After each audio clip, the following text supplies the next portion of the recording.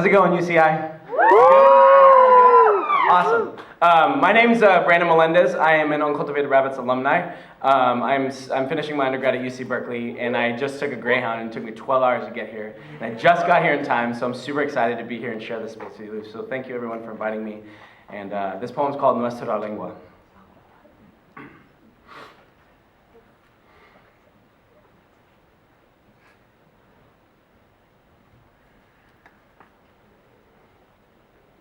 At 7 years old, my grandfather sits me down to have one of our serious talks. He asks me about my girlfriend. I remind him I'm 7 years old.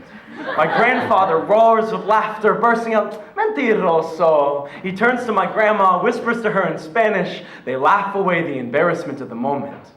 Though I cannot understand their conversation, the way they speak makes me feel homesick for something I do not know the name of. Growing up, my grandfather often told me he was a proud Mexican man with white grandchildren. He tried to teach me Spanish, the language of his grandfather's stories, but my mouth was an unwilling student. I found salvation in silence, too afraid to practice, knowing I would stumble. I never even learned how to pronounce my grandfather's name. So years later, when he tells me that I'm not really Mexican, like he didn't just deny we're related, I couldn't help but feel he's right. I think back to choking through Spanish classes, to the night I wandered lost through the streets of Peru, how I couldn't pronounce the name of my hotel, couldn't translate the words I don't know which way is home, how I stared helpless across the street and saw an elderly couple laughing away the embarrassment of the moment. Their laughter sounded just like the compass of my grandfather's voice. Suddenly, I didn't feel so far from home. And I promised myself that someday I would learn, that someday I could love my grandfather in the language he deserved to be loved in. But I still haven't.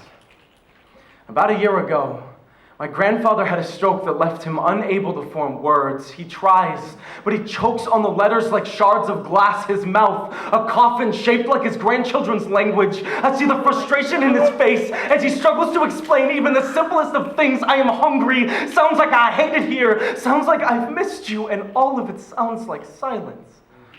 My family crowds around his bed, watching his tongue struggle like a butterfly on its back, how it flails flightless, and all the colors of its laughter are gone. I walk into his room for the first time in 6 months, and it's obvious in the curve of his wrinkles. He recognizes my face, but one quick quiver from his lips and I understand. He cannot pronounce my name. Now the only language left between us survives in a soundless touch, in a generation of stories lost. Grandfather, I know you spent the last 2 decades translating your story for me, but I have begun practicing your name, Jesus Melendez. Our language still rests uneasy on my tongue, and I know we will never share in Spanish conversation. Pero yo aprenderé nuestra lengua, abuelo, Jesus Melendez. I will continue practicing your name until it stops sounding like an apology. I will teach my grandchildren the language of your stories. They'll know how you had a voice like a compass. And if they ever need to find their way home, all they need to do is listen. Thank you.